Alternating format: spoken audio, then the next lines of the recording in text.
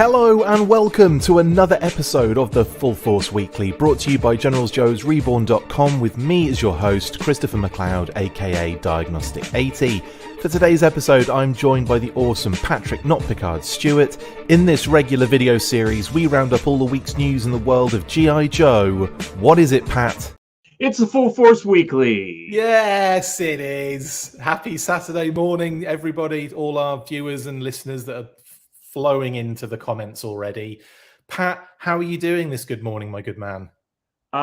Doing okay. Feeling a lot better than yesterday. Oh, what happened yesterday? I don't know. I just had a headache all day. Oh, it's probably the stress of thinking you had to do this show the next day. No, it wasn't that. Awesome. This is a stress reliever, right? Is it? I don't know. For me, I don't have to do any work. You do all the work. I do all the work for this. It's a nice relief at the end when it's like, oh, that's all nice and finished. No, I'm kidding. Hello to everyone in the comments. Loads of you flying in already. Hello, Ryan, David, Diecast, Nick, Slave, Michael, A Punk with Toys, Toy Hunters Hollow, Michelle, Ed, Tack. Loads of you jumping in. Morning cheese bags and everybody in all over the place as well. UK, US, wherever you are, wherever you're watching it. Thank you very much for joining in. Now, it's been quite an interesting week of news. Lots of stuff has happened, lots of interesting elements.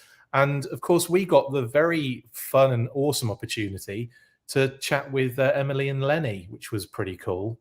So we'll be discussing that interview a little bit later on, because obviously quite a lot of cool stuff came out of that.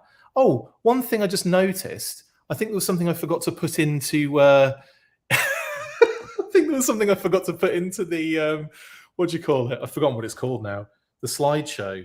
I'm just going to quickly double check, and if so, then I'll just keep talking at the beginning here, Pat, and we'll mess about until I fix it. This is like there's suspense right now because I have no idea what you're talking about. I can't believe if I have forgot to put it in that I did forget to put it in. There's an absolute moron that I am, and it probably is in there. I just didn't notice it when I was going through.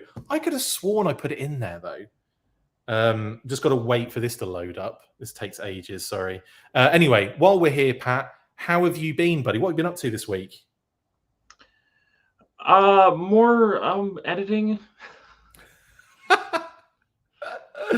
I can confirm that Chris has actually forgotten to do something in the thing.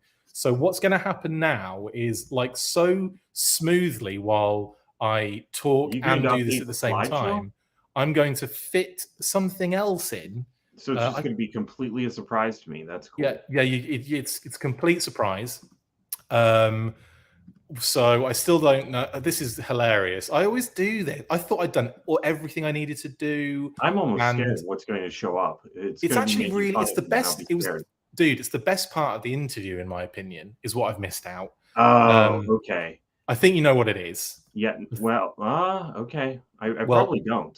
Yeah, I actually have to confess, I didn't really have time yet to watch the interview. I've had a kind of a busy week. But I gave you the cliff notes. I gave you the cliff notes, so you it's did. Fine. Yes. Pat has enough information to work on. I do, but I'm just admitting that I haven't seen the whole thing.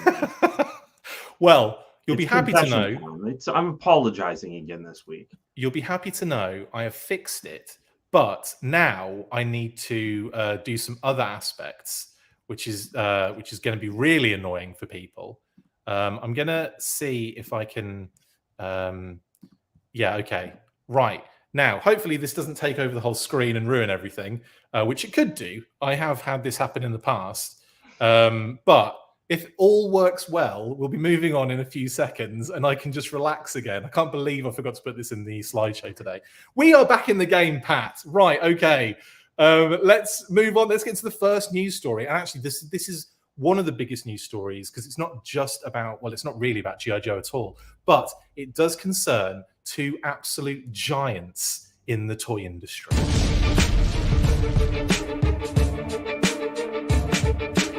Wow, didn't see this one coming. Even after we joked about the need for a new G.I. Joe Jurassic Park crossover on the most recent monthly. It's going to be a landmark event where Hasbro and Mattel finally knock down that barrier between them and do a Jurassic Park kind of G.I. Joe hybrid thing. Justin called that one randomly. Hasbro and Mattel have come together to strike a multi-year licensing agreement to cross-brand their toys and games. The move has been made just as both companies ramp up for big Hollywood movies based on their own brands. Mattel's Barbie and Hasbro's Transformers Rise of the Beasts are both set to release this summer, and they are the focal point of the press release. The deal will allow Hasbro to create a Barbie Monopoly game to launch in the fall, and it will give Mattel the chance to produce Transformers branded Uno games set for release later in the year. Mattel will also be producing Transformers Hot Wheels in early 2024, which begs the question, will we be getting any G.I. Joe crossovers with Mattel-based lines? There were no mentions of any other brands beyond Barbie and Transformers, and it makes sense to team up like this when there are potential blockbusters in the making, and it saves each company stretching to create merchandise or lines that the other already produces. With all the recent negative financial reports from both companies, I can see why they are teaming up in this way, in order to protect themselves somewhat. It will be interesting to see how both films perform and how that affects toy, game and merch sales. As I said before, G.I. Joe was not named specifically, but if this deal works out well for both parties, maybe they will attempt more brand crossover in the future. I could see them doing G.I. Joe Hot Wheels at the very least. Right then, Pat, this is an interesting one, isn't it? And this is something I don't think anyone saw on the cards at any point, because there have been stories in recent years, actually, where Mattel and Hasbro have kind of clashed a little bit in terms. I think there was that one where Hasbro approached to buy Mattel a number of, like, again, recent memory, a couple of years ago, and Mattel kind of laughed them out of the room at the offer they gave them. Do you remember that? I do vaguely remember that. That's just kind of been the story over the years of one trying to buy the other. Yeah. So they're just huge presence in the toy industry, and over the years they both bought other companies and just become bigger and bigger and bigger. And I view this as a really good move. Yeah, it kind of makes a lot of sense, doesn't it, in an odd way? Again, nothing that I would have expected to happen at any point, but the fact that they're going, well, there is money to be made here on both sides, and it kind of makes sense from a financial standpoint, especially with the finances, the way they've been for both companies. And I'm saying the finances like they're in the blooming red. Like, they're doing all right. Yeah. in terms of like that constant having to do better year on year, and obviously kind of satiate the shareholders and so on and so forth. Obviously it makes it a slightly different proposition if you're only making 1 instead of 4 billion a year. Do you know what I mean? Right. But the thing, like, I think that makes a lot more sense to me here is like Transformers being, utilized for things like Uno and Hot Wheels, and Barbie getting into like Monopoly and stuff like that. That kind of makes a lot of sense. But how do you see, if this kind of is a successful venture in the future, do you see them extending this to like other brands? Like, do you see G.I. Joe getting involved in this? I really hope so. To me, the use of Transformers for Hot Wheels does make a lot of sense, because they transform into most of them transform into vehicles, but a lot of the iconic Transformers characters transform into vehicles that really aren't owned by Hasbro anyway. Like, I bought, maybe a year and a half ago, I bought a Lancia that looks exactly like Wheeljack off the shelf, because Hasbro has no ownership over that. Yeah. And it's going to be a big help for them to have the Transformers brand on the package. And I do wonder what Transformers they may be able to release. Well, I guess there are a few they could release, like Hot Rod or Blur or Cup, that are specifically Transformers. Yeah, got the Cybertronian modes going on, basically. Yeah, and exactly. And they could do lots of Cybertronian modes and almost anything crazy. The quality will definitely be better than some of the previous, or at least I expect it to be better than some of the previous like Transformers that have existed as Hot Wheels style vehicles. But what I'm getting at is that I think that if you look at the vehicles, G.I. Joe has a lot more distinct vehicle looks. I don't know how all of those would necessarily translate to Hot Wheels, but I mean, Hot Wheels has done like the Star Wars Starships line. Yeah. So there's really nothing stopping them. And that's the other thing. Occasionally there will be a licensed item that will just appear in the dollar something-ish Hot Wheels line. Yeah. I would kind of expect this to be the $5 range Hot Wheels line. Of course. Yeah. But a small scale set of G.I. Joe vehicles would be amazing. Totally. I think better. I'm a huge Transformers fan. Don't get me wrong, but I think a $5-ish scale G.I. Joe line from Hot Wheels would be so much better than Transformers. Yeah, it'd be brilliant, wouldn't it? I could just imagine like little armadillos or little Wolverines or little Maulers and Ore Strikers and so on and so. Oh yeah, it'd be brilliant. Absolutely superb. The Thunder Machine. I mean, it's so many dope vehicles that you could do. Yeah, there is really a ton. And the Imp. I love the Imp, but I'm not only joking. I want a Hot Wheels Cobra Buzzbore. Exactly. I want to get busy in the back of that one. Shout out to Word Burglar. Jim Smith, by the way. Yes, you were right. That was the one thing I forgot to put in, by the way. I can't believe you've called it perfectly. I'm not going to put it on the screen because I'm going to spoil it for everyone. But I will mention that later. But Jim Smith, you are spot on. That was the panel I forgot to put in at the beginning. But I fixed it now, so everything's great. Ed says Pat's the worst fan of his own show. I love that. A Punk with Toy says too much naked HD on other live streams that Pat couldn't watch your interview with the Joe stream. Yeah, that's probably what it was. He's a busy guy, aren't you, Pat? This week, I don't know why, it really was busy at work, everywhere, every aspect of life. I mean, I've been doing, it's springtime. There's stuff for me to do outside with the house and stuff like that too. Awesome. Like burying G.I. Joe or digging up G.I. Joe figures that you buried in the backyard. A toy kind of mood, playing Jedi Survivor before the roommate wakes up, but wanted to say what's up. Awesome interview this week, man. Same to you, Travis and team.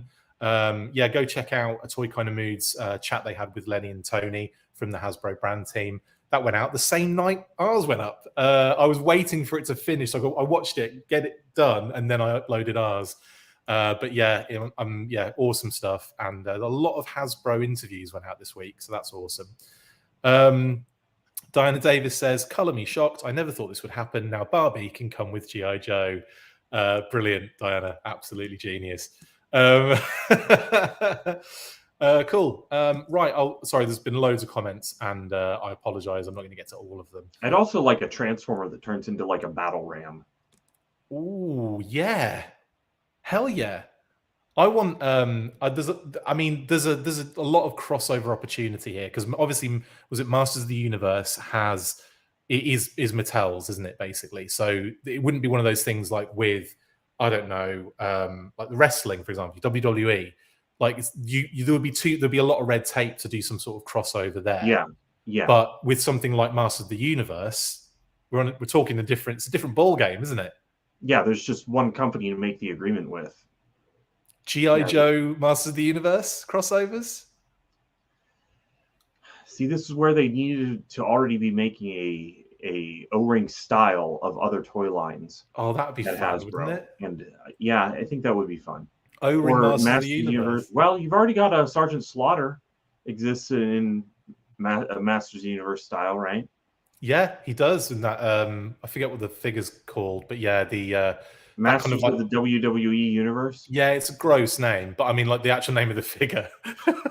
Oh, but yeah, that I know. Yeah, it's that is probably the worst name for a line ever, but it's so fun. Like a friend of mine has a ton of them, and I tend to kind of like just mess around with those a lot. But they're so good. I love the Cena figure; it's brilliant. Anyway, Power Rangers He-Man, says Diana Davis. That's an interesting crossover right there. Oh yeah, that's a good call. I tend to forget that they have Power Rangers or Mask. How about Mask? How about we do anything with Mask? Yeah, let's just get Mask Hot Wheels, man. Yeah, Mask Hot Wheels would be sweet. You're right. That's a good call. Good shout. Anyway, let us know in the comments what you guys would like to see crossover with Mattel and Hasbro. But that's the deal. If you want any more information on that particular deal, there's more info in the link in the description from the Toy Book, I think is the article. And of course, you know, I think I covered pretty much everything in the video, but you know, that is what it is. Mattel and Hasbro finally coming together. Weird times. Anyway, next up we have a little bit of, what is it next, Pat? Classified, I think. Yeah, a bit of classified news.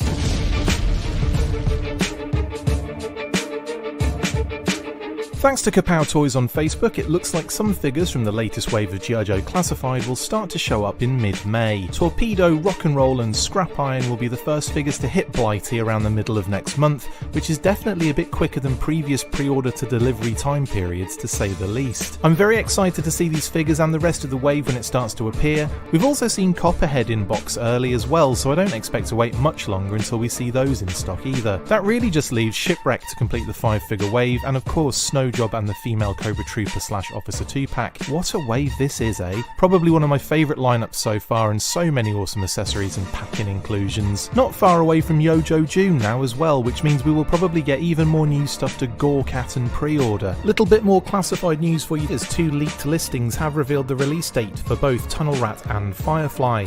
The listings have also revealed the 2 internal code words for both figures as well.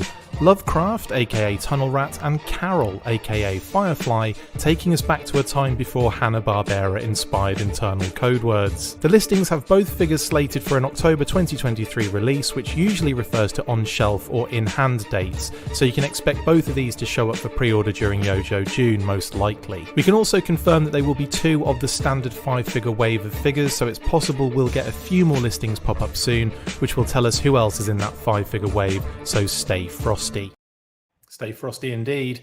So first up, Pat, we've got Torpedo, Rock and Roll and Scrap Iron hitting the UK. Now, this is technically import stock, hitting both Kapow, In Demand Toys, and some other independents as well. So they'll be getting these first 3 figures, I guess. I say first, we've already had Bazooka, I think, shipped through Hasbro Pulse UK as well, which I didn't mention in the video, but did incorrectly wonder where he was in the news burst originally.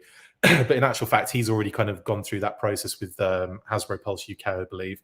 And yeah, so now we've got Torpedo, Rock and Roll, and Scrap Iron come in. Excited for these figures? Are you kind of excited that they're just around the corner now?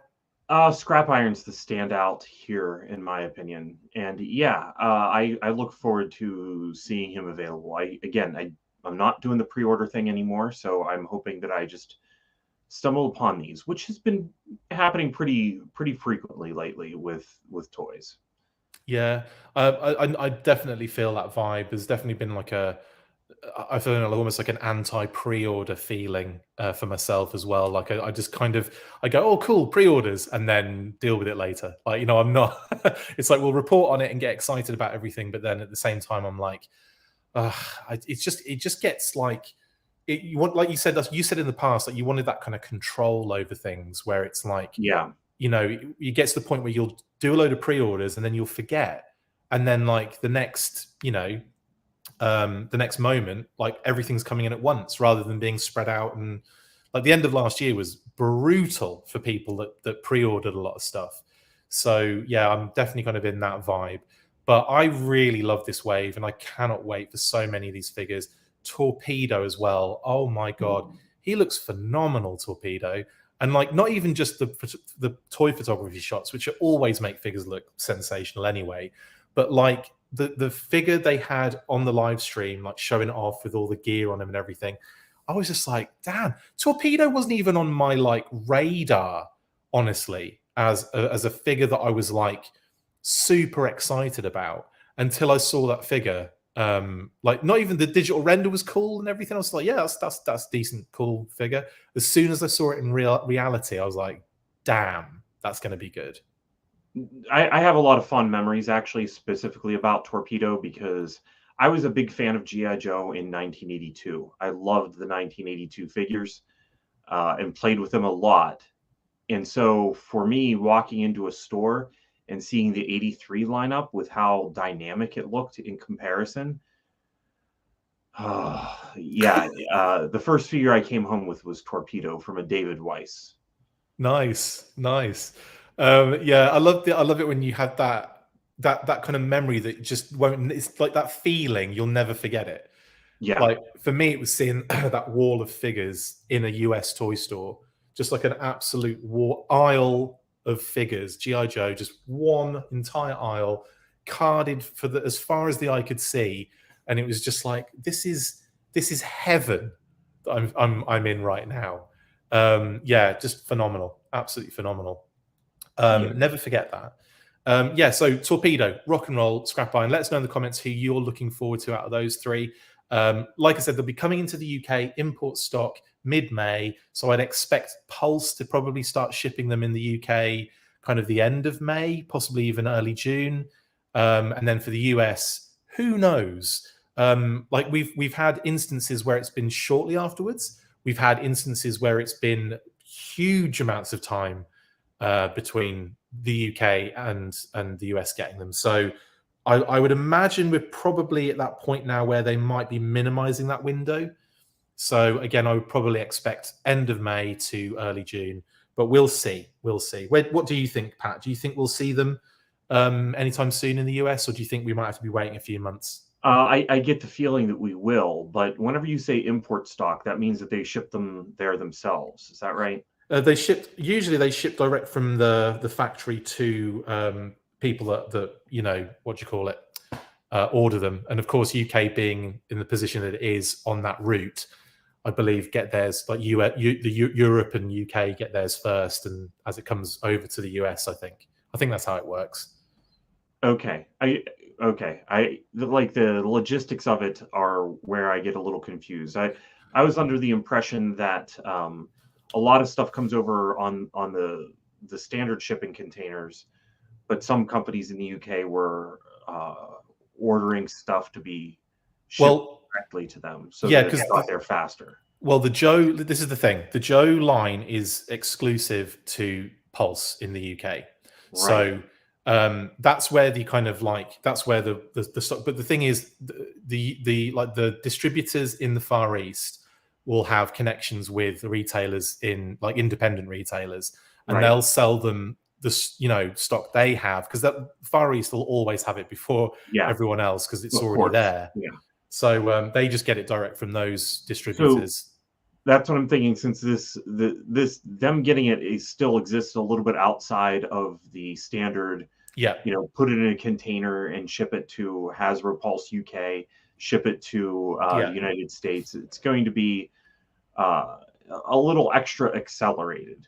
So definitely. I do expect to see it before too long in the US. I don't think it's going to be the really long wait. Like the last one that aggravated me was there's a pink hot rod right here next to me. And man, it was people in the UK had that 6 months ahead of getting it. Yeah, the import stock does use. I mean, how long did I have Outback for in hand? Like it was months. It felt like a year. It was like it was supposed. I think I got mine in March. I think March or April, something like that. Because it wasn't the first. It wasn't the first lot of import stock they got in the UK. It was a little bit after the fact. So I got mine early on, and then everyone else was getting theirs like almost like the next year. It was bonkers. So yeah, I can't remember exactly what dates it was, but we were supposed to get it right at the start of the year, and it just kept getting delayed. It was like a 9-month delay or something, wasn't it? Anyway, RKW says Pat talking about his pink hot rod. Lol. This is a family show, RKW. I'm kidding. It's not really, is it? Yeah. Ryan Daly says Torpedo is my favorite. Can't have him in hand early enough. Mr. Cheeseburger, can't wait to get Scrap Iron and Rock and Roll, even though Rock and Roll should be all green. You'll just have to paint him, Mr. Cheeseburger. Sorry, Diane, I didn't mean to post that one. I go to click on one and someone adds another comment and it moves the thing up. It's just I can't keep up. I like the way that Rock and Roll's ammo drapes over his hand. That's really cool. I hope that's a pose that's easy to do. That's very Rambo, isn't it? Mm-hmm. Did you see the Higher Toys Rambo that got released the other day? That looks I didn't. Cool. That's really cool. And it's from the second part 2, I think. First Blood, part 2, subsection 3. I'd like to see the Higher Toys G.I. Joe stuff. Yes, yes, we're still probably a little ways before getting any of those in hand. I will also say that I got the Mezco shipping notification for Destro the other day, by the way. Okay. So that's coming really soon. That was one of those ones where I was like, oh yeah. Oh yeah, that was something I did many, many years ago. But yeah, amazing. Mr. Cheeseburger says we need links to these UK sites. Well, Kapow Toys and In Demand Toys are the people you want to probably be talking to in those scenarios, Mr. Cheeseburger. Neil Hill says, I pray the quality control is better in the next wave. I would imagine they've probably ironed a few things out there, Neil. And also, we'll be talking a little bit later about the QC issues when we spoke with the Hasbro team, because obviously they are aware of those, but we'll talk about that. Okay. We also had in this little news block, sorry, Neil Hill says, Chris, that Emma Lennelly interview was the true hotness. It was pretty good, wasn't it? I really enjoyed it. I had loads of fun with them, but we'll talk about them later, Neil. Thank you, though. I appreciate that.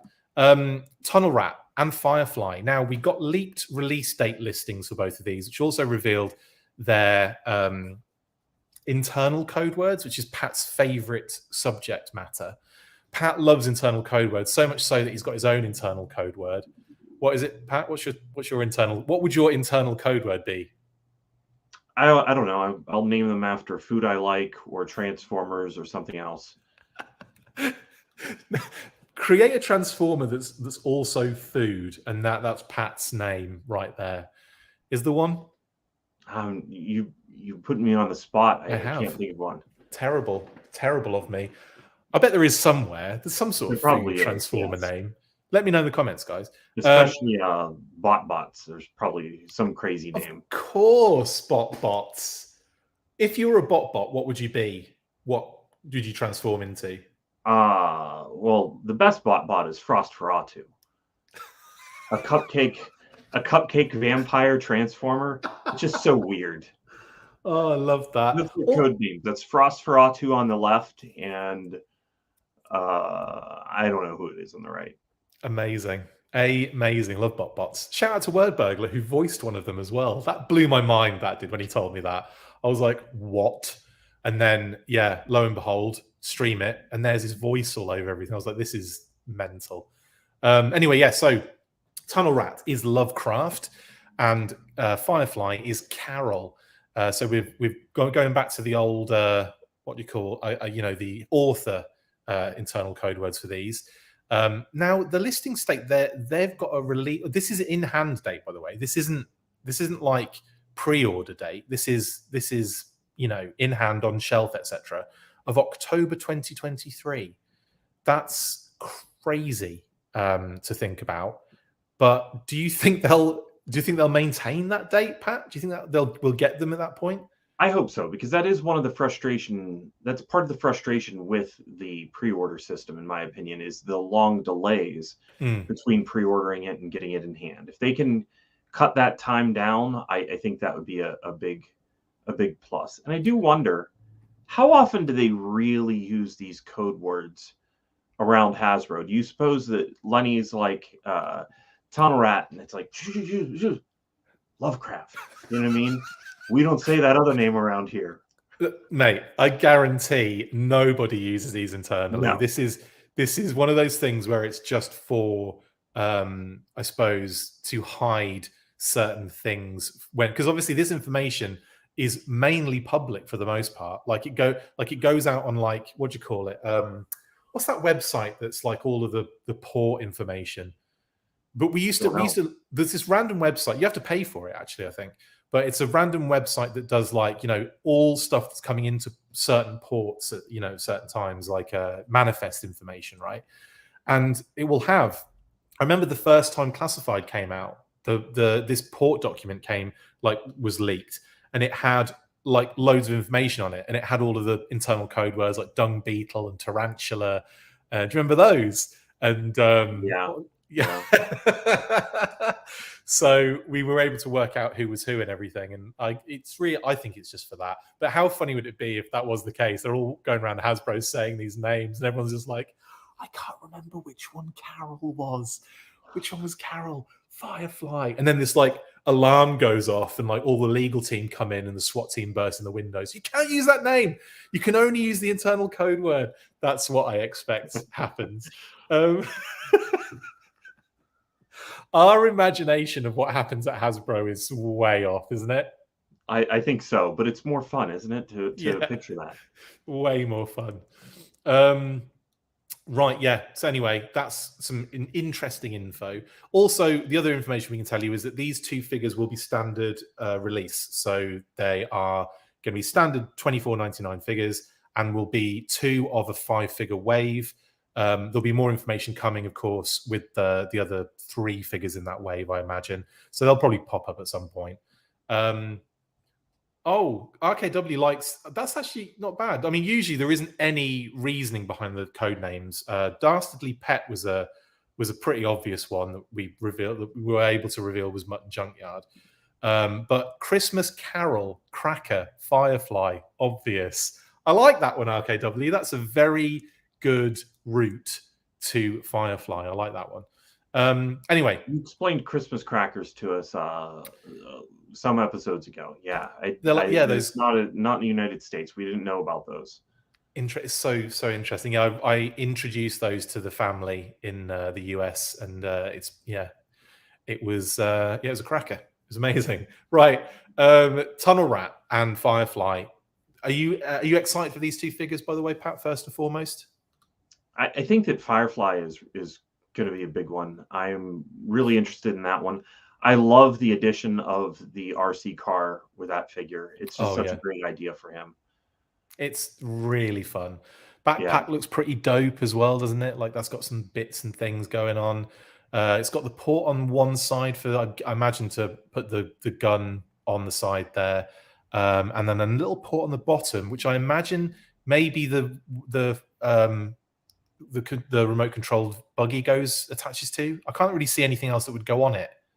I thought the buggy would click like on the back, like flat on the back. I don't know how that would. I mean, maybe it does. Maybe it just kind of hangs below. That's what I was thinking. I don't know. We'll find. I should have asked really, but there was so much stuff that we had to talk about that it would, only had an hour.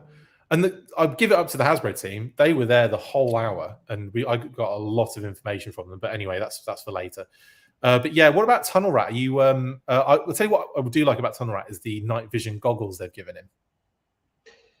Yeah, me too. I think that makes a lot of sense for Tunnel Rat. It feels like night vision is a low light thing, but everybody else needs to see at night as well. They all kind of need to. Yeah. And I like the kind of insinuating maybe a Nightforce Tunnel Rat down the line. What are you thinking?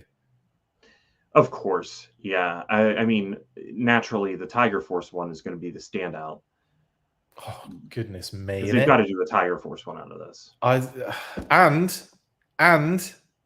yeah. Amazing.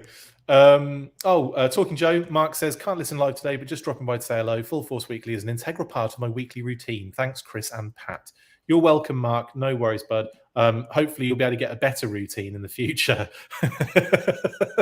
a healthier routine than listening to us gab on about these figures and stuff. Anyway, I've got to say I'm very excited for both of these figures. Firefly looks insane, man.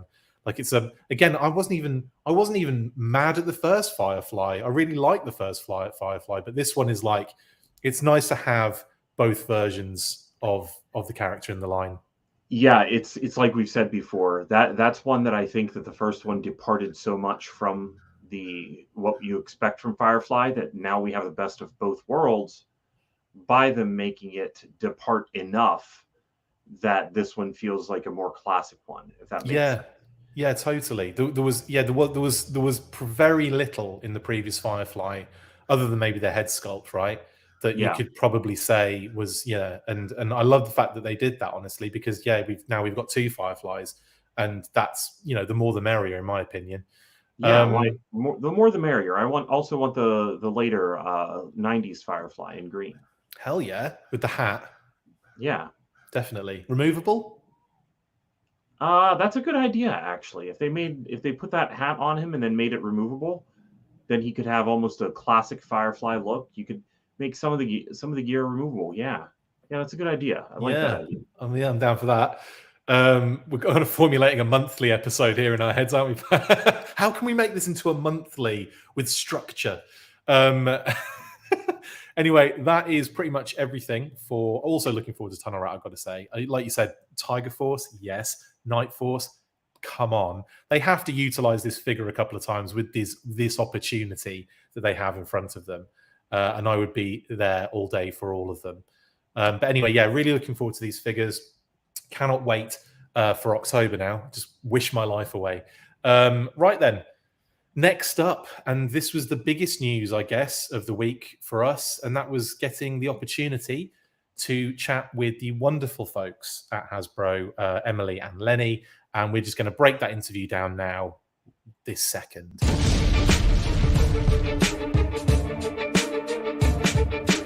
Earlier in the week, we got the opportunity to grill, albeit very delicately, the Hasbro brand team members Emily Bader and Lenny Panzica. As always, they were extremely gracious and pleasant and gave us a few awesome exclusives as well. Emily explained that the new packaging for the next wave of figures was decided on just before the announcement by Hasbro to return to plastic windows for the classified series, and that the new window packaging was in the ideation phase and would feature in the spring of 2024. They both discussed the new Walmart exclusive line and the Nightforce narrative that would be running through it, including more details about Big Ben's regiment patch that Lenny designed himself, featuring the griffin with a flame over a globe. The patch signifies a protector with a guiding light on the international stage. Effectively, Nightforce will deal with the mysterious and creepy aspects of Cobra and their related allies. Lenny showed us Scrap Iron and his drone and the brand new Range Viper on camera, and went into detail with some of the design aspects of the new figures that had been revealed to that point. The other major reveal was the official confirmation of an Arctic bat, which was sneakily dropped in a snow job diorama photo during the last live stream. Emily explained that it was coming and purposefully included the reveal to allow the fans to have some fun and speculate. We did ask them about the QC issues the line was having, and they explained that they were aware of the issues and are actively dealing with them. The recent delays to a number of figures overseas is also a situation they are trying to get on top of,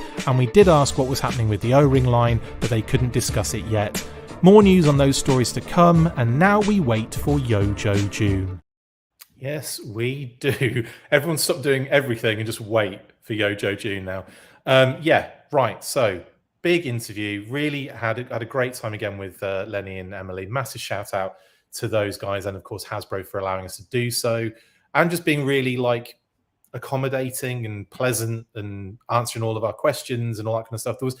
What I usually do is I'll send a document of questions along, a big show document with sub questions, all sorts of stuff in there, and they never look at it and go, no, can't do that. We've had one time where they said we probably won't be able to talk about that, so it's up to you if you want to keep it in or not. But for the most part, they'll just, like you say, they'll answer the questions as best as they can, or they'll just say we can't talk about it. And to be honest, there was only one question that they couldn't really get into any details with, and that's the one that we'll get to in a minute, Pat, but that's something that affects you a little bit, and that's the O-ring line. But we will talk first about some of these key points from that interview. I'll start with the dismal stuff, because I ended this interview with these questions, and I thought, why did I do that? I should have done this at the beginning. QC issues, they're being actively addressed. They're aware of the issues. We didn't get into a lot of details about what they were. They couldn't really talk on what those issues were, but they are fully aware of them. And in conversations I've had, I'm pretty sure that they're aware of all of the different things, bits and pieces that people are having issues with. Because not just that, I mean, there's a lot of comments about it, a lot of talk about it, and a lot of questions to Hasbro about it. In terms of the QC issues, Pat, do you see those being kind of fixed as we go along here? Is this just a case of maybe teething problems at the new factory? I certainly hope so. I'm trying to figure out exactly what QC issues they mean, the massive scale issues, or individual paint apps missing or parts missing kind of thing. This would be things that I've had some of that. This is stuff like this. They couldn't talk on those particular QC issues. I think in general they're talking about those things the elbows being colored, not the same color as the arms, those kind of things. Okay. Dusty's helm, headgear, for example, not fitting properly and like being loose, all that kind of stuff. You know, like those kind of little elements. I think the other ones that pop up quite a lot are Zorana and CoverGirl have a random arm issue where it pops off, but I haven't had that issue with either of my figures. So yeah, I my think CoverGirl, the arm pops off pretty easily. You go to pose it, and I can, you know, twist and position just because I'm used to fiddling with these things. But my Zorana doesn't have that problem at all. that's what I'm kind of. I wonder if some of those issues might have been like on a first run, and then when they noticed there was a problem, they corrected it. I wonder if that might be that have something to do with it, or it might be one of those things that affects, like, you know, like I don't know, like an air bubble or something that messes up the mold, for example, on that, like, you know, that injection molding process for like a certain amount, and then it kind of rectifies itself once it gets through a certain amount of figures. With my CoverGirl, it's definitely just feels like it's a blend of the size of the arms and the type of material used. Right. So I wonder if that's one of, like I said, one of those things where like over kind of like a number of different period, like, you know, they've gone through like a phase. You may just use slightly harder plastic on the bicep. Possibly, yeah. Prevent that, yeah, maybe. Possibly. So, like, you know, yeah. So quite a few people have mentioned those issues. So obviously, I've got a feeling they've either I've got really lucky because, like I said, I've got the Zorana figure and I've got no issues with an arm coming off. But I know Justin had an issue with an arm coming off. Zorana. Sorry, I know I didn't say it the normal way I usually say it. And the CoverGirl, I wouldn't know there's an issue on that figure. Like, I just not a clue, honestly. Diana says, "Stop fiddling with CoverGirl, Pat." You can't tell us what to do, Diana. Not going to stop. Also, there were the other QC issues, not just classified, but the HasLab figures had some issues, didn't they? And like, there was that one thing where I think I'm not even sure how it happened, but the whole Scarlet crossbow thing was quite interesting, to say the least. Oh yeah.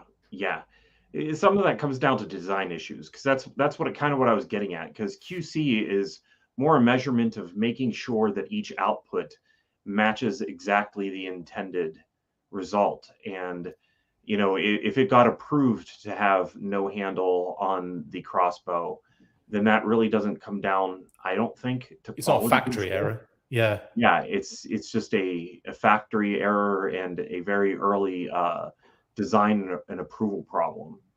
So that's kind of what I was wondering what they meant by QC issues. If it was just the random one-off, like, for example, my Cobra officer and trooper pack didn't come with a bipod. That's definitely a QC issue. But something like something that's more widespread and design related is not. Yeah. Envision Fitness says my Zorana's arm came off just pulling it out of the clamshell. I think like a few people had that issue. But sorry. Speaking of QC issues, I was wondering if they will re-release those with QC issues like CoverGirl and Zorana, like in retro version or as variants. Wondering if they fix Falcon's head sculpt too. Robert, yeah, I'm not. I don't think. I'm pretty sure they're aware that Falcon's head sculpt is one of those ones that is not necessarily accepted by the fandom in any way, shape, or form. But unfortunately, that isn't a QC issue of Falcon. That is a design problem, isn't it? So, or a sculpt problem, or whatever you want to say. So, like, that's something kind of different and quite subjective. But I definitely think they're probably going to, you know, without really knowing or answering that question, I have a feeling they'll probably do something with Falcon's head sculpt in the future. In terms what I think would be really cool is if they released a pack, because sometimes we get multiple heads. It would be really nice if there was some sort of future figure that had a masked and unmasked head, where the unmasked version would just make a nice Falcon head sculpt. You know what I mean? A very stealthily way of like dealing with the problem without saying anything. Yeah, that could be the case. That would be really cool, actually. Yeah, like pick a character that's never had the face shown off or something, and then just make a new Falcon head sculpt out of it that oddly fits the beret. That's weird. Right. But thank you, Robert, for the comment. Death Valley Machine says, I can't wait for more O-rings. We might have to.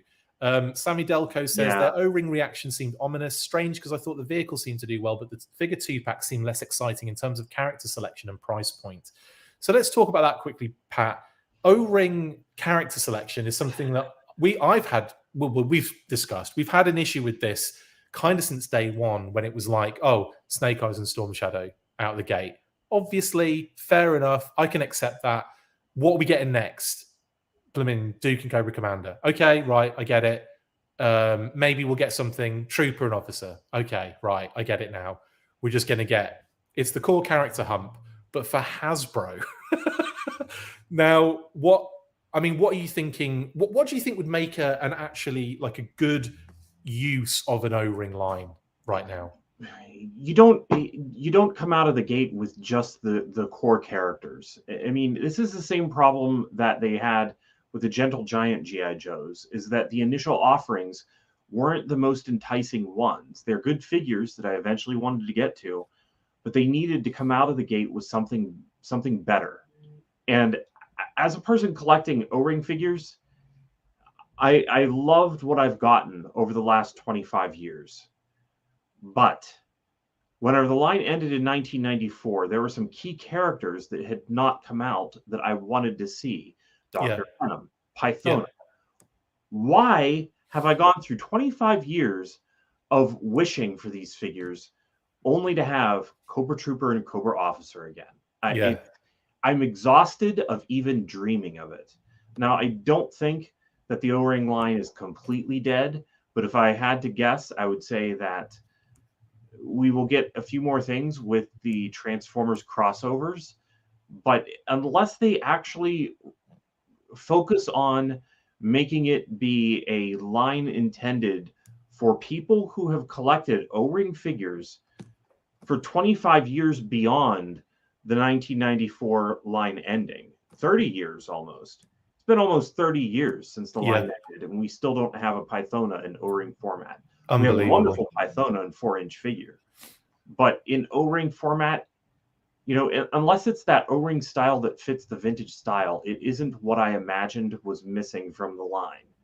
So a new figure of Kamakura, well, that's a weird one to pick.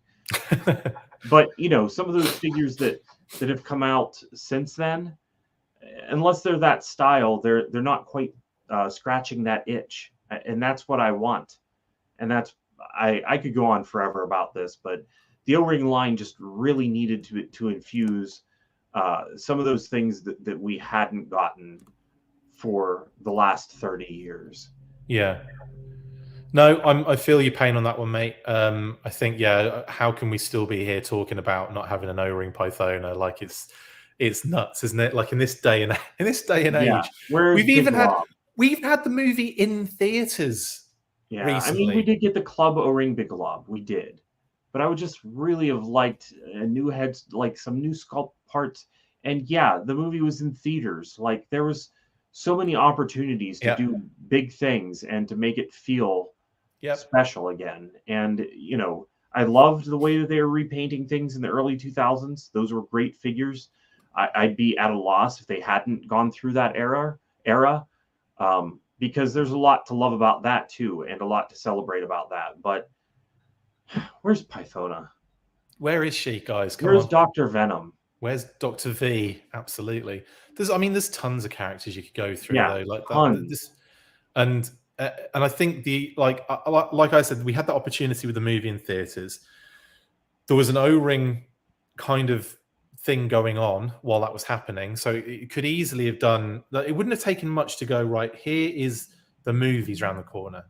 Like in conjunction, let's do a couple of 2-packs that are like Falcon versus Globulus, you know, Sergeant Slaughter versus Nemesis Enforcer, Pythona versus Jinx. Just do like a couple of 2-packs, right? That like commemorate the movie. It doesn't have to be like 6 do, as in 6 figures is fine. Yeah. You know, cut 3 2-packs, or just even 1 2-pack, just one to get like a bloody Pythona figure out. You know, Yeah. just anything like that would be cool. But you know, Yeah, it is what it is. Part of the problem is that the figures that they released weren't newsworthy. No. Whenever you release something like Pythona, that's going to have all of the toy websites talking. And what they released is stuff that, you know, you could just still pretty much go and buy. Except for, yeah, I did like Duke and Cobra Command, though. I really liked those. Yeah, there was a nice repaint aspect to those, definitely. Yeah. Well, anyway, key points. Those are those. Next up, we get away from that now. We talked about all the miserable stuff. Let's move on. Nightforce narrative features the Joes battling the mysterious and unknown. Lenny mentioned global threats, and obviously Big Ben is from the UK. You know, his like the patch as well has got the globe on it, with the griffin holding a flame on it, and he discussed the patch in detail. Obviously, he designed that from, you know, himself. There was no he had inspiration, but effectively that is a brand new thing. It's not really based on anything necessarily. So yeah, and it basically features the griffin being a protector and the flame being a guiding light, and obviously Nightforce, they're bringing light to the dark effectively. And that, I thought, was a really cool little thing to do, little addition on the figure as well. And also he did mention though that it wouldn't be on all the figures, like they wouldn't all have this patch. So I found that interesting. I thought that was going to be like some sort of like Nightforce regiment thing going on that they'd all have. But apparently that might just be only on him personally, but that's still cool. And he also went into kind of like a lot of detail about the narrative without really talking about the narrative. So initially when I asked them the question, they said they couldn't, they were going to save it for the fans to kind of like see the narrative on the packaging, you know, read the story as they've done it visually for Cobra Island, for Tiger Force with the jungle and that kind of stuff. It's going to be a similar thing, but I think from what I'm getting from them is they're going to have more deeper narrative basically for this one. I don't know where it's going to be though, because that's another thing I did ask them about. You know, are we going to see this narrative explored in another way, like other media? And they were kind of like, well, we would like to, but there's nothing at the moment that, you know, they're doing actively that we can know about anyway. So we didn't really get much in the way of like, is there any animation, or is there a comic, or is there going to be more website info? Now, I should mention the website. The website's been kind of offline now for a number of weeks. I was kind of holding out, just expecting them to do like a revamp or maintenance or something. And I imagine there will be something again soon, like maybe around Yojo June, they'll probably revitalize it again. But it's interesting that would go down, isn't it? Yeah, it is a little bit strange. It would be nice to have it revamped though, because we are several years out from it really doing anything. So I don't think it's a bad thing. It's not a bad sign for the line, that's for sure. Yeah, I was annoyed though, because now I can't tell what the abilities mean. Like there's no way to work out what the abilities actually mean. And that upsets me. And the fact those abilities still appear on the newer figures makes me think, oh, they're just doing some overhaul on the site, and they're probably kind of like revamping it and changing it. So I imagine there'll be another relaunch of that site in the near future. I would expect. He also showed off the Range Vipers details, which were really cool. Here's the patch, by the way. This is the griffin holding the light over the globe, and that's the kind of thing that's going to be effectively, it's going to be that Cobra is going to be this Cobra isn't the unknown, but it's going to be Cobra's unknown mysterious elements. And of course we have already had leaks of other figures coming into coming into the Nightforce line. There's a zombie Viper in quotation marks. So obviously zombies are going to be involved in this somehow. Shadow Tracker is involved in this, and Lenny did technically confirm that on the interview. I'm not sure if he was supposed to, but he did say that Shadow Tracker being an exclusive, etc., etc., etc. So Shadow Tracker is definitely going to be in that way. That lines up with the listings basically. The other one was a redeco of Alley Viper, I believe, was in the leaked listings. And we've discussed that in the past on, I think when we talked about the leaked listings on a previous episode. I had like a couple of ideas, but use the image of the yellow and black redeco. But honestly, I think we're probably going to be seeing maybe that red and black one. What do you think? If it's tied to this, then definitely darker. I would assume. I think that all the stuff that you kind of are laying out here is pretty interesting. Did he go into like if that Big Ben patch may appear on other figures at all and just not the ones that we're seeing? That's what he said. He said that it's only going to be on Big Ben. He said it might appear on some other characters, but not all of them. And I was like, oh, so maybe what he's saying is this is like for characters that maybe are international based, which makes me think that maybe we might be getting some more international characters coming into the Nightforce, which is a very interesting point. And I think someone mentioned Skymate a minute ago. I was going to say Skymate with his pink hat. But they could make it red. You know, actually his colors would kind of work for Nightforce if they just made the hat red. There you go, figure 6-pack. I agree, mate. I agree. Yeah. I don't know. I mean, again, a lot of that is speculative, by the way. Like, I feel like maybe Big Ben might be the only one that has that patch. It might show up on. I just like the fact that he included a patch because honestly, like looking at the original G.I. Joe run, there were a lot of tampos and division patches and things like that in the early part of the line.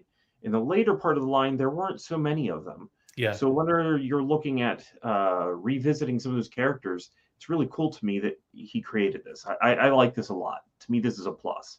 Yeah, definitely. So this is something, again, that I'm excited to see developed as well. Coolsies. So lots of, like I said, we got lots of Nightforce narrative, even though they weren't allowed to talk about it. So thanks, guys. But I mean, what can you say that isn't already kind of insinuated? Do you think that the narrative will be any more involved than the Cobra Island one was, with Roadblock being behind? And we see that was fun, wasn't it? Because when they when they did the live streams, they went into detail about the story, and Lenny would talk about like what the story was around it, and then the Dio shots would kind of lean into that a little bit. I feel like when we got into Tiger Force, it wasn't as depthy in like the discussion about what's the mission going on here, because like the back of the card is very basic compared to what Cobra Island was, which was amazing. I loved Cobra Island as an idea. Like I loved the image of the Cobra Island and the zoomed in spots and everything. It was so much fun to kind of like try and work out what was going on and stuff. So I hope they're going in that route somehow for the Nightforce line. The problem is we've seen the box backs as well, and they don't have anything on them. So I want to know where that's going to be, where the narrative is going to be explained. And if it's on the front of the box, maybe that's what it is. Maybe it's just that image that we're seeing on the front with the tunnel that he's in and that kind of stuff. And maybe the other figures will like start to tell a story along those lines. It'd be cool if it was just kind of a setup and a you decide on the website. That would be to me a lot of fun. And maybe the website is kind of caught up in the hurricane of package changes as well. You know, maybe there were some plans and it's like, well, we have to rework things. Just take it down for now. We'll just work on that in a little bit. That's a good point, actually, Pat, because that might be what happens. The narrative might start showing up later in later waves based on the new packaging. Barking Fridge says, Nightforce connected to mole rats at all? He ponders. Mate, we were talking about mole rats before the show started today, because we were like, do you remember mole rats? I keep forgetting the name of them, to be honest. It's like she teased it, and then it just escapes my mind. It was a name only, and it didn't have any image. It's a new character. It's a new Cobra Trooper of some description. I imagine it's going to be some sort of underground setup situation, maybe to like fight or have a direct foil with Tunnel Rat or something like that. Yeah, which kind of makes it a good call that this could be a foil for time, because they do seem to do foils. That makes a lot of sense. I think that we were getting Range Viper not long after Outback for a reason. Totally. And like the survivalist. Literally reused parts of Outback on the Range Viper as well, which is interesting as well. I love the fact they've just painted the arms black, and you wouldn't know. You just wouldn't know. Right. They look good. They look great. Like the Range Viper man looks sick. And Outback looks incredible as well. Tristan says, I keep mistakenly calling them mole rats. Now that's how I'm going to remember it. Diana says, with those triggered in my head, and I remember with those crystals, I can see Nightforce connected to Cobra La. Well, that's a good point, because it's mysterious and creepy, and that's definitely an element, a weird unknown element of Cobra. Diana, definitely. I mean, Pat, would you cry if they did a Pythona? I would cry because I still don't have my O-ring one. Is that That's what I mean? That's what I mean. Would you cry because you still don't have it? I think obviously right now in this time period, the Pythona that does make sense to release is the 6-inch one. I totally see that, but yeah, what if Zombie Viper is actually a Cobra La zombie? Like zombies, it could be weird. Oh man, I'm just interested to see where they go with it. What other characters kind of come out? Obviously, like I say, we've had some leaked listings of what's coming. I imagine we'll start. I did ask them, are we likely to see any historic Nightforce characters join the line? And they said they couldn't talk about future product. That was the only one they really couldn't. Well, that and the O-ring question, but that was the only one they really couldn't get into a lot of detail with. I can understand why they're not talking about the O-ring thing at the moment. I just that clearly there's something going on there where they are either having to rethink the whole thing, or I don't know. Maybe it's just, I don't know. Again, I can only speculate, unfortunately. Yeah, so that was Nightforce. That's the Nightforce narrative, and that's Big Ben's patch. He also showed the Range Viper, and we got to look at some fun little details on this particular figure. Now, I can't remember. Correct me if I'm wrong, viewers. I'm sure you'll know. But is the bandolier part of the secondary? Is it molded to the secondary? I can't remember. I might be, and I can't remember what the images showed us, because usually they'll show they will show broken down. Yeah. I'm just gonna have a quick look to see on that one. If someone gets there before I do in the comments as well, that is also fine. It completely looks like a separate piece to me, and I thought that it was a different one because we talked about how much that the secondary underneath the bullets looked like Resolute Duke to me. So when I look, this is the parts breakdown. The bandolier is still part of the secondary. Okay. So I'm not 100% sure. It might be molded, or it might be stuck to. Oh, the belt is separate, says Jeffrey. Thank you, Jeffrey. Okay, there we go. That's all I wanted to know. So the bullet belt looks to be separate from the secondary vest. So that's cool. I'm glad about that. Now, the things he pointed out, which were quite fun, he did joke about the little port on the back of the vintage figure, kind of plugging in the hose, plugging into a canister. He said, for some reason. So what they've done is they've kind of added a lot more detail to the backpack, which we didn't have on show, unfortunately. But he said they've done a lot more kind of elements on the backpack and added more detail on that to kind of make it appear as though it feeds information to his helmet, his heads-up display, and then he can see range and distance and information and stuff. So I thought that was kind of cool. Nice little kind of, again, a little more narrative build-up in what they're doing. And then he also showed us, again, different elements of the figure, the little tampon on the shoulder, the psi sheath as well on the back, little kind of loop at the back for the knife, the dagger. So that's pretty damn cool. I've never really understood what that really was supposed to be. I don't think that it's like a ninja weapon. No, and it's not quite a. I don't know if it's quite a psi on the original. No, the original's just got it's got the kind of flat hand, hand guard, and then two little ports almost that stick up off the top. A miniature trident of sorts. Yeah, a survival trident. It's obviously a survival trident. Duh. Anyway, yeah. So that they kind of made that into more of a side, but yeah, it did feel like an odd addition for that particular figure, even back then. Right. in the vintage era. There were a lot of moments where that was kind of the nice thing about G.I. Joes, that as I was learning about, as a kid, I didn't know what things always were, but then you'd learn what they were, and that's cool. But even over time, there are still some things that I don't know what they were or what they were thinking or where they pulled things from. And that's certainly one of them. Yeah, totally. So just including it as a side, though, rather than just not including it at all, is amazing to me. I love the fact that they did that. Also, Jeremy just mentioned, yeah, he did mention there were parts on the actual secondary that would come off as well, didn't he? You're right, Jeremy. He mentioned that about the shells, which he's pointing out on the left there. They come off apparently. They're like a secondary on a secondary. Cool. Nice. What was it? There was something else I was going to add about the Range Viper. It just looks amazing. I'm really, really into this particular figure, and cannot wait for the Nightforce line, honestly. Also, something I've just realised, Pat, while all this Pythona talk today, and look at the T-shirt I'm wearing. Oh, nice.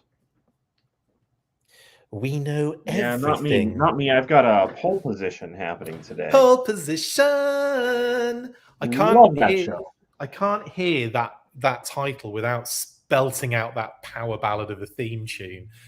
Whoa, whoa. Anyway, love that.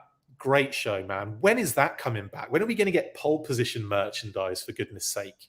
Yeah, I know. It always felt like it was related to Mask to me. Totally. With the little heads, computer boxes that came out of the car and everything. Oh, need.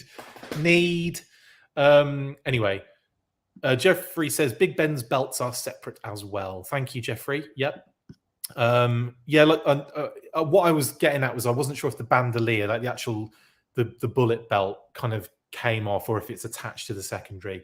But I will double check and get some confirmation on that, even though I think a lot of you do feel that is the case. Where did I get the Pythona shirt? I actually made this one myself. Drew the line art, and then added the little quote thing underneath it, and then just got it made. Because that's how I roll. Anyway, let's move on. He also showed us Scrap Iron and his drone. Look at this beauty. Look at the size of that thing, Pat. It's really nice. Yeah, I really like that they did this, because just having the stationary missile rack, I love the fact that thing, first of all, was also included in the accessories pack in the vintage line. The fact that there was the red one, because it did feel like a miniature permanent emplacement. Yep. And the fact that they have put it on treads, well, honestly, now I'm kind of wondering what kind of treads I could probably put on the vintage one to make that thing mobile, because that would be really cool. It has a pack rat feel to me. Yeah, it definitely does. I've said many times that I want modular pack rats, that I think that a swappable top and bottom where you could do different things would be really cool with pack rats. And this to me is a step in that direction. And yeah, this is just a really cool way of having Scrap Iron come with something huge that it kind of delivers on the feel of that vintage figure. Because when you looked at that 1984 line, there just felt like there's so much packed in with Scrap Iron that I think that this gives that same feeling, that he's a dude that comes with a ton of stuff. Absolutely. What I really like about this whole vibe is the fact they decide. Yeah, Lenny even mentioned, actually, before I say what I was going to say, Lenny even mentioned during the interview that he always felt like the version, the older version, the vintage kind of missile launcher that he had was very much it stays there. It doesn't go anywhere. It doesn't move. It doesn't he's kind of taken out of the battle a little bit. So he wanted Scrap Iron to basically be more proactive and be involved. And so the drone obviously being able to move means that he can get that thing into places, move it quicker, cause more damage and be more of a threat on the battlefield, which I thought was really interesting and cool. Yeah. And the other aspect that he showed off, there's another shot of there's his hand in relation. This is really funny. He said he called his a meat paw, but before he could say meat paw, he said, "Look, it's about the size of my meat," and then paused and then said meat paw. And so I started laughing. Emily started laughing, and we kind of hid it well enough. But if you watch that part of the interview, you'll notice we both have a very interesting smirk on our face when he said that. Anyway. The other awesome thing he showed us, the tilt of the articulation of the wheels. And he was basically describing how he wanted people like toy photographers and stuff to be able to have this kind of dynamically posed on rocks and going over terrain and things like that. Yeah, I mean, the 25th one did make the missiles into a backpack, and I thought that was a great solution to things. But You could only imagine that it's so heavy whenever it's a backpack, and I think that this is a better solution to that, because how would you have broken down the original one? I don't know. Yeah. I mean, I Like, guess you would have had to toss it on a vehicle or something. Well, he's a bat kind of maker, isn't he? So he probably would just have bats carry it. Sure. Yeah. That's my headcanon. Because he's so influential in the whole bats like scenario, I reckon he would just have a couple of on-site bats, depending on the environment. If he was in the Arctic, yeah, he'd have Arctic bats doing it. We'll get to that in a minute. Stop ruining things, Chris. I thought that was a segue. Stop ruining. No, it wasn't. I'm not that good. I should have done that segue. I somehow worked that segue into the last panel, which is still a way away. Yeah, so the tracks tilt and everything, it's all very articulated and cool. Dinah says those treads still look to me like they're rubbery strips that move. They don't, unfortunately. It's all one piece. It's one of the ways they could do this with all the other features that it has. If they added that, apparently it just got way more complicated and more costly, and would have been a lot more expensive. So no. Ryan Daly says, what other classic figures could come with a pet-sized accessory besides Lightfoot? Good.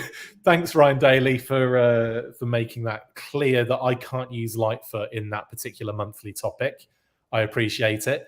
I promise from now on, in all monthly episodes, no, I will no longer use Lightfoot, Hydro Viper, or what was the other one? And Tiger Force. I will stick very closely. I'll just get out of the box a little bit, because I'm getting a little bit too predictable, aren't I, Pat? Yeah, it's the monthly Lightfoot pitch at this point. If only there had been like a European Tiger Force Lightfoot, your life would be complete. That'll be the next monthly topic. Who would you like to see in the European exclusive Tiger Force? I'm going to go with Lightfoot. Amazing. Thank you, Ryan. That's actually a good shout, actually, for a monthly topic. Yeah, figures and pets, but they're not pets. I like that. That's a very nice, good idea. Good idea. Right, yeah, cool. Pets Pat Racks, says Death Valley Machine. Yep. Yeah, do you know what? That's for the battlefield robots, like the it's Cobra. a good way of doing that, though, isn't it? Devastator. It's a good way of doing. It's a good way of doing pack rats, is to do it as a figure packing. I totally agree. Yeah, definitely. And I still think Lightfoot would have a bloody great big thing like this as well. Anyway, so that's that.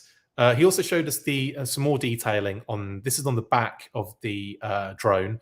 You've got these little kind of lights on the back, which are kind of cute, and then the Cobra sigil. When it's in traffic, so it doesn't get rear-ended. Didn't even think of that. That's amazing. Yeah, when he's sitting on the top of it with his remote, going down the highway at 12 miles an hour. Oh my god, that's brilliant. That would effectively be like a kid's power truck, wouldn't it? Or whatever they're called. What are they called? Power wheels. Yeah, definitely. Man, I used to dream about having something like that. It was just, they were so expensive when I was a kid. And also, we didn't have them in the UK for a long time. And then I remember they kind of, I think they started happening like towards the late 80s or the early 90s. They kind of turned up. But like in America, you'd see them on like American movies and TV shows, kids driving around these little Power Wheels. And yeah, never saw anything like that in the UK for ages. And then they were just too expensive, just way too expensive. Yeah. I'm not posting that comment, Jeremy, but it's hilarious. Next up then, key points. New packaging style was implemented prior to Hasbro's announcement to return to window boxes. Ouch. And then window packaging, Emily told us that window packaging would be happening in spring of 2024. So we'll be getting that back in spring of 2024.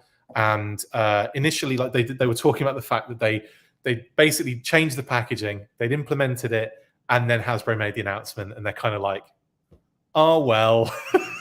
So the window packaging is still in the ideation phase. So it's still technically being developed. And they couldn't really talk about what it would look like because they didn't have any example of what it would look like yet. So yeah, we will be getting window packaging back again in 2024 for the classified series, much to, I think, a lot of people's happiness on that one. Yes.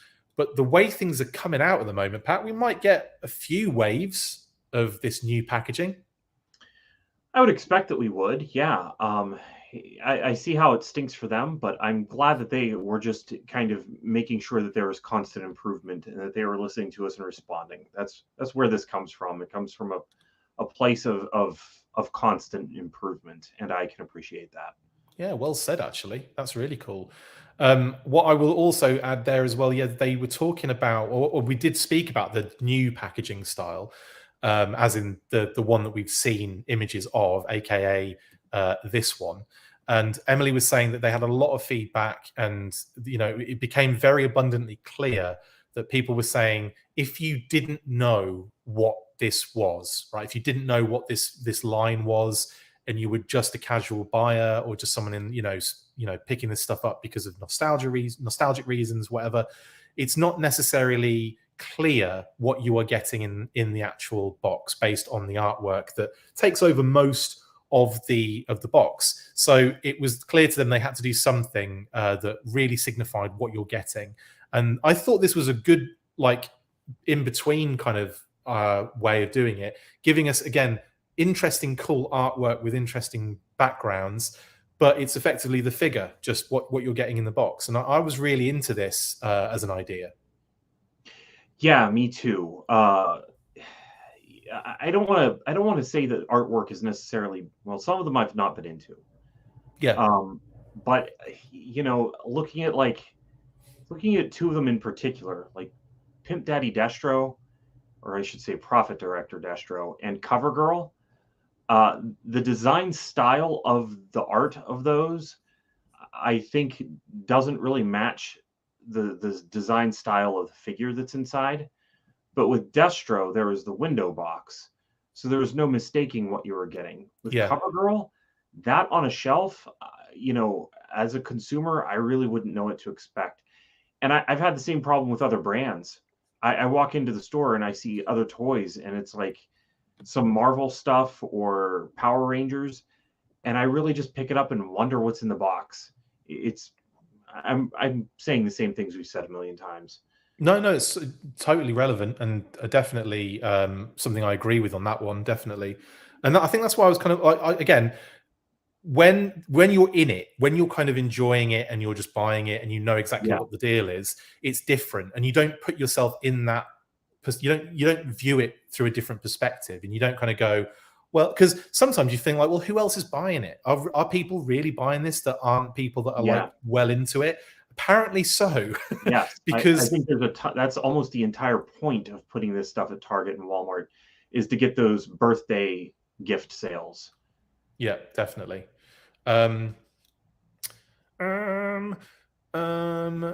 What RKW says the entire Nightforce line will be in black packaging, just all black. You don't know what you're getting. It's a mystery. It's mysterious. It's unknown. I like it. I like that. Interesting.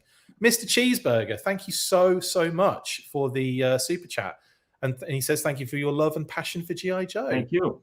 Thank you very much, Mr. Cheeseburger. One of my favorite avatar names that we have. One of our favorite names that we have in the chat. Mr. Cheeseburger. And I couldn't come up with food names for characters early on, so maybe Mr. Cheeseburger should be a code name for a G.I. Joe. Like Ice Cream Soldier. Right, yes. It's easier to make food-related puns with G.I. Joe than it is Transformers. J-Mac says, my friend and I drove a red Power Wheels through a sliding glass door when we were kids, lol. Wow. By chance. You what? If it was the Jeep, the red Power Wheels Jeep, my brother had that one. Did he buy it off neighbors who had lost the privilege to have it because they drove it through a glass door?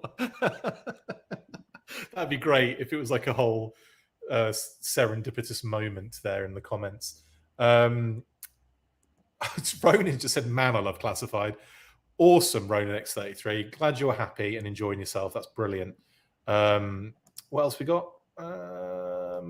Dinah says the kid across the street had a few Power Wheels. His mother wouldn't let any other kid ride them. His uncle was Jack Hanna. He was majorly spoiled.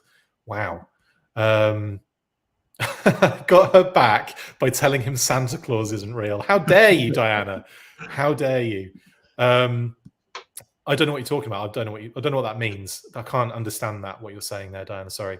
Anyway, yeah, there we go. That's that. And then also, obviously, this was the announcement from Hasbro explaining that they would be going back to window boxes for a number of brands, including G.I. Joe Classified.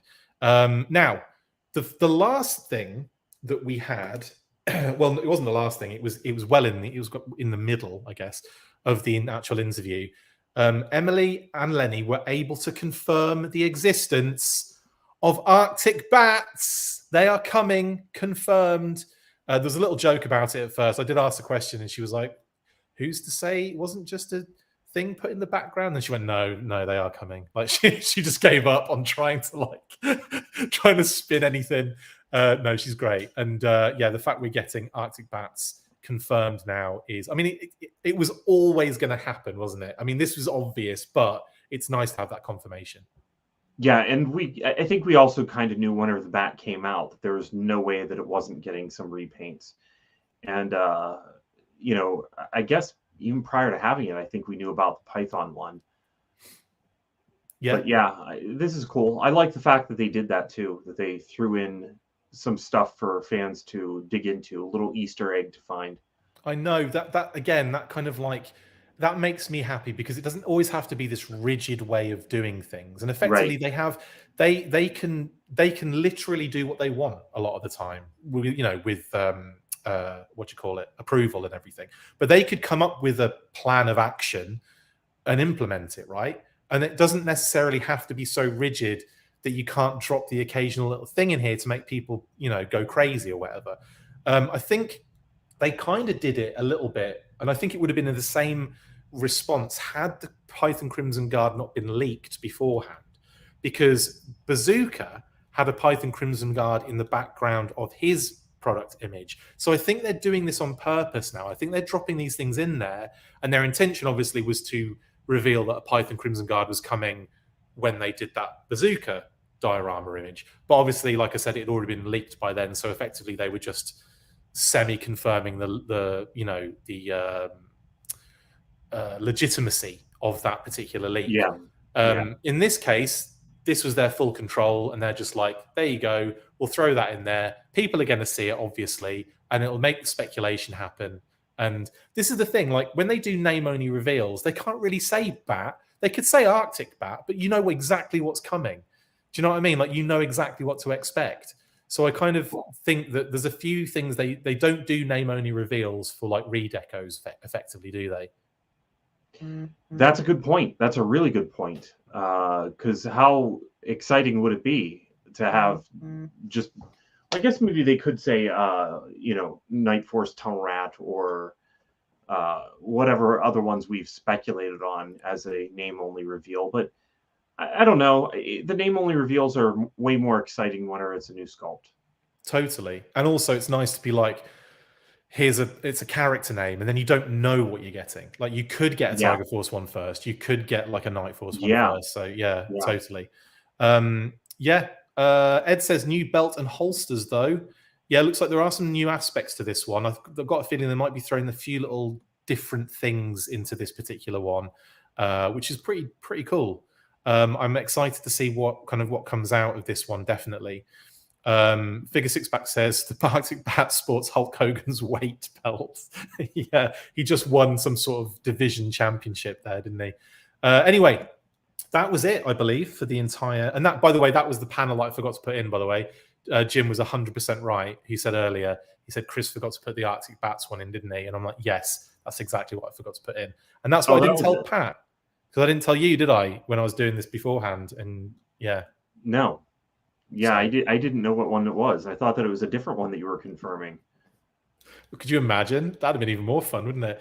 Just randomly lie. No, there was another post earlier on that somebody had made about Disney and not wanting to own toys. I thought that was the fact that you were confirming. No, nowhere near that. Yeah, keeping it very distant from anything Disney related. I don't want to get the mouse on me. Anyway, that is everything from the interview. That was a cracking interview. Thanks to Lenny and Emily one more time for doing that for me, and of course the team at Hasbro for hooking that up for me as well. Awesome. That's it then for the news. We shall move into J-Mac. Sorry, you just said this is another thing to talk about. Did you show the 3-0 Firefly? No, not yet, but I believe you sent me loads of images of that, didn't you? And I should probably post them. So the 3-0 Fireflies started landing in places as well, and it looks pretty cool. But we'll that'll be on the page, that'll be on the socials at some point. Let's get on with shout-outs next, though. Have you tried Hoarder yet? No? Well, you need to. If you have a collection of things and want to create a fun and easy way of organising it and, of course, showing it off, then get involved. You can post items and build collections, and you can drop a status like getting a fun delivery or seeing some awesome related stuff on your travels. Build your collections with Hoarder. The app is free to download on Google Play and the App Store, so what are you waiting for? Get to hoarding.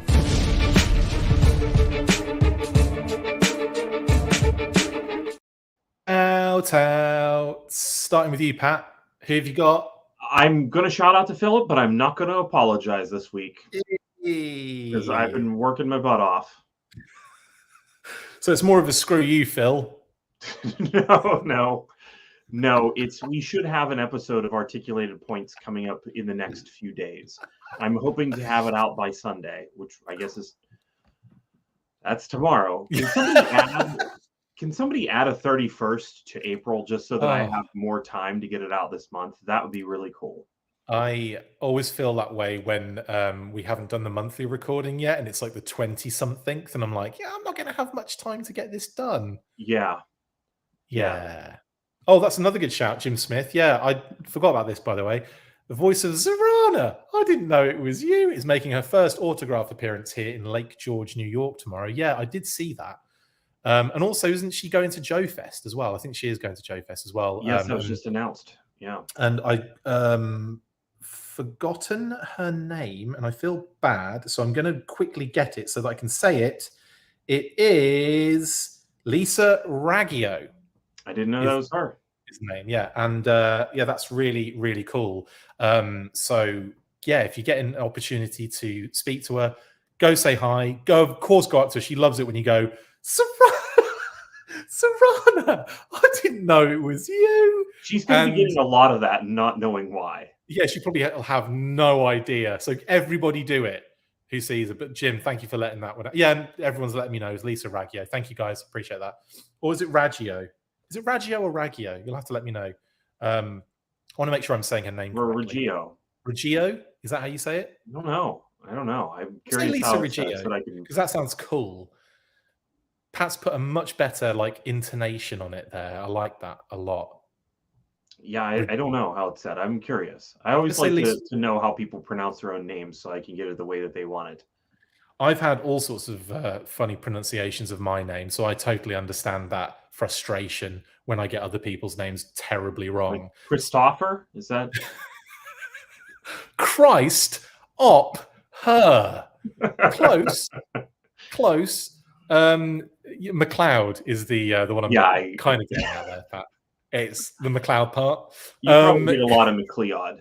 McLeod is a good one. McLeod is a good one. I never would have thought. Yeah, all sorts. McLeod, yeah, McLeod is another one. This is the best one, right? High school assembly, the first year of high school, we're in the assembly, and our what you call home ec teacher, it was design and technology, but the home version, so just making brownies basically. The tutor came up to the front. I will always lose complete respect for her because she destroyed me in front of everybody in my first week at school. In the assembly, she refers to me out loud as the name. She's going through a list of names as Christmas Clown. Christmas Clown. Can you believe that? How do you do that? And then obviously my life was ruined from that moment on in high school. Thanks. Anyway, so if you want to call me Christmas Clown next time you see me, I always love that. If you're going to go up to Lisa Raggio and say, Serrana, I didn't know it was you, then I must have that back to me because that's just as bad. Anyway, shout out to Phil. You'll get your articulated points, you absolute... I won't say any horrible words. I will get it done very soon. If it's not Sunday, I'll be sad. But it should be sometime soon. You'll get it when you get it, Phil. Wind your neck in. Right.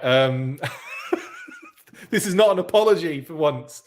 Shout out to the fam, to mum and dad and the UK fam in the UK, and to all my US crew as well. And of course, Kate and Phoebes.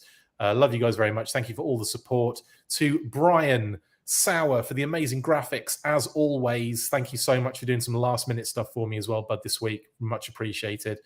The Figure Six Pack says, Chris, are you related to a Duncan or a Fox McLeod? Well, do you know what's funny there, actually, Figure Six Pack, is I would get Highlander jokes all the time. But I wouldn't mind because the Highlander's amazing. And Ace McLeod from Centurions and Fox McLeod, which you've mentioned there from Star Fox. McLeod got a good rep in general. So I'm not bothered at all being associated with some pretty cool McLeods. There was just a show in the 80s called McLeod. There was. It wasn't spelled like McLeod, but it was spelled like clouds. But yeah.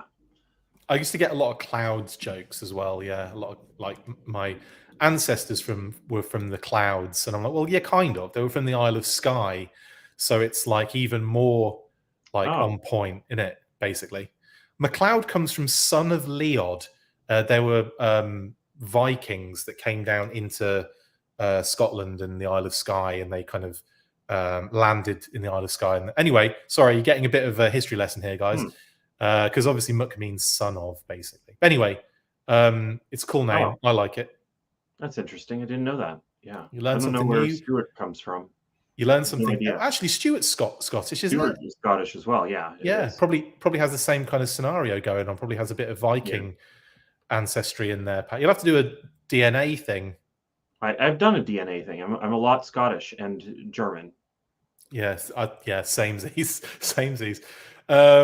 Anyway, what was this? Yeah, shout outs. Now this was one that I didn't do as a video because I didn't think it was worth it, but still wouldn't make it known. Entertainment Earth did post a Drop Zone pre-order for G.I. Joe. It turned out to be a Super 7 bundle, which is actually well worth it to even discuss on here as well, because for $165 you can get 4 bats or that first wave of figures for $165. That's effectively a free figure, isn't it, Pat? It is, yeah, for sure. And one of the things that may also be worth noting, because if we said it next week, it would be too late, is that this is the last week to get the newest wave with that pre-order bonus from super7.com for the next wave of Ultimates as well. Good shout. Thank you, Pat. Picking up on the balls that I drop. I appreciate it. Yeah, exactly. So again, link in the description if you want to jump in on that, guys. Figure Six Pack says, dang, that price is the cost of my electric bill. I feel your pain. Diana says that bundle picture looks like a Queen album.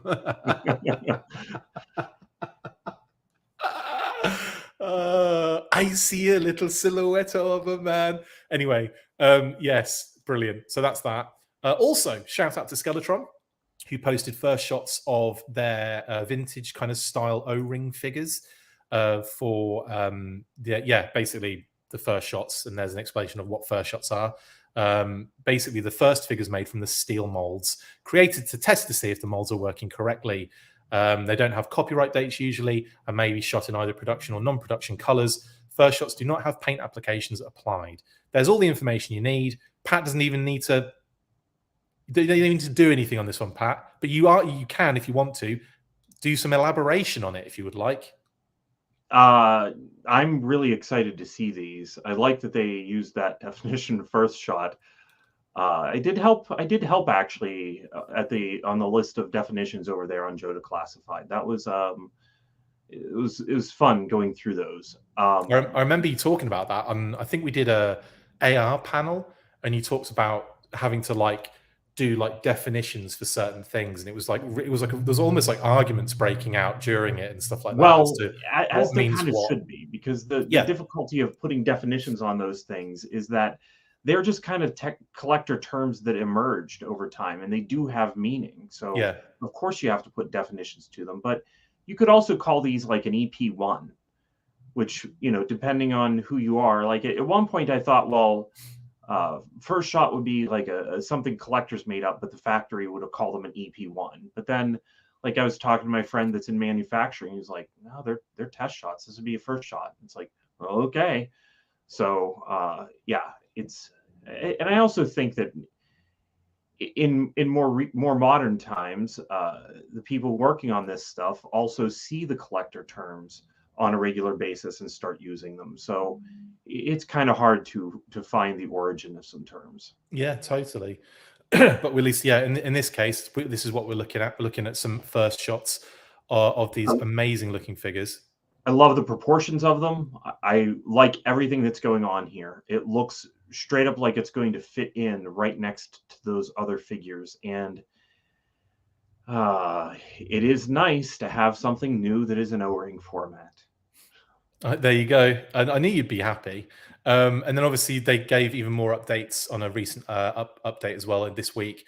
The cockpit floor has changed slightly from the original prototype. So the design has definitely had way more detail applied to it. You can see all those little different panels, the kind of the movement, the change of where those kind of like those little kind of like hexagonal shapes have been shifted. Is that where the seat plugs in? Is that what that is? The cockpit floor? Because it's a hexagonal shape. I would assume that that's, you know, because they have the two different sizes, whether it's 3 3/4 or 6 inch that fit inside. Yeah, I imagine that's exactly what that is for the kind of locking into place. I just like the fact there's more detail in it now than just a kind of a flat kind of surface. Yeah. Loads more kind of paneling, lines, again, nice little kind of detailing. Really, really cool looking.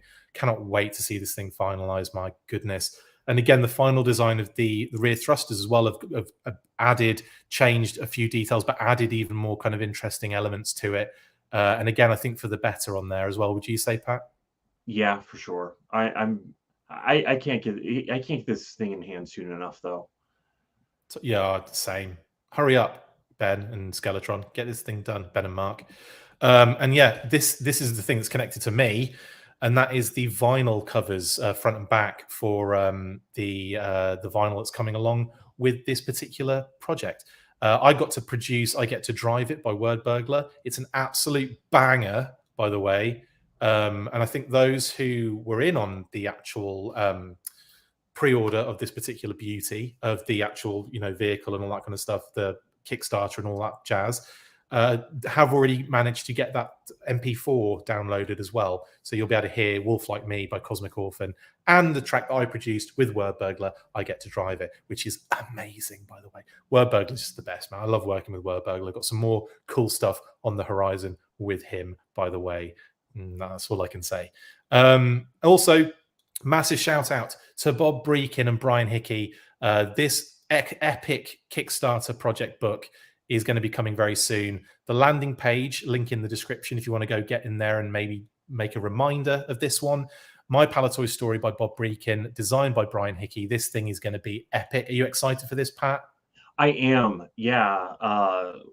It's interesting to look at G.I. Joe as an international item to me, because obviously going back to all the stories at Hasbro is incredibly important, but there were a ton of things, you know, I'm sure I don't know all the details, which is why I'm interested in this. Yeah. But I already know that there are a ton of things that were pivotal to early G.I. Joe that were actually the creation of Palitoy and not Hasbro. So it's going to be really neat to see this this key piece of G.I. Joe history brought into a book. I'm looking forward to it. So excited. Diana Davis also says, shout out to my sister-in-law, Katie, and her husband, Albert, who paid for my SDCC room when they found out my last reservation was messed up by Marriott and I couldn't afford to get the ones left.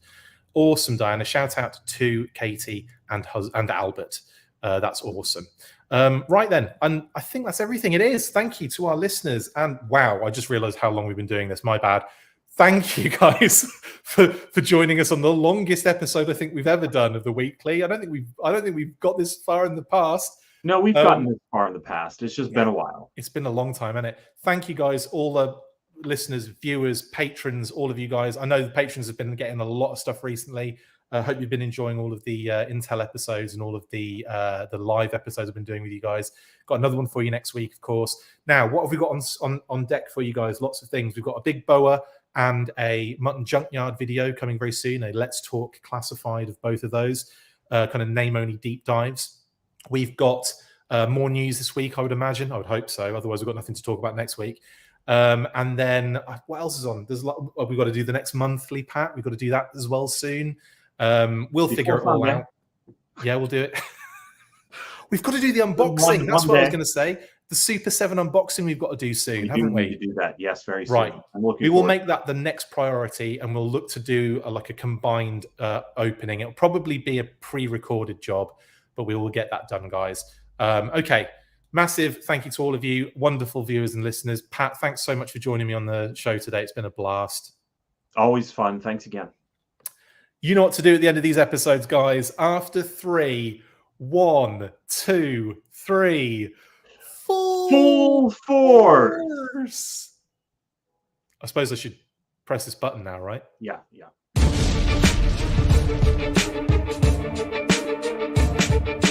Make sure you get involved with the discussion by liking, sharing and commenting on these videos, and as always you can keep up with the show after listening by following on Twitter @TheFullForce, liking the Facebook page facebook.com/TheFullForce, and if you would like to contact the show you can message us on either of those platforms with feedback and questions. We also have a Patreon page, so if you want to show your support for the show, see your name up in lights on these videos, or enjoy exclusive bonus content, then check out patreon.com/TheFullForce podcast, or click on the link on any of the posts this podcast appears in.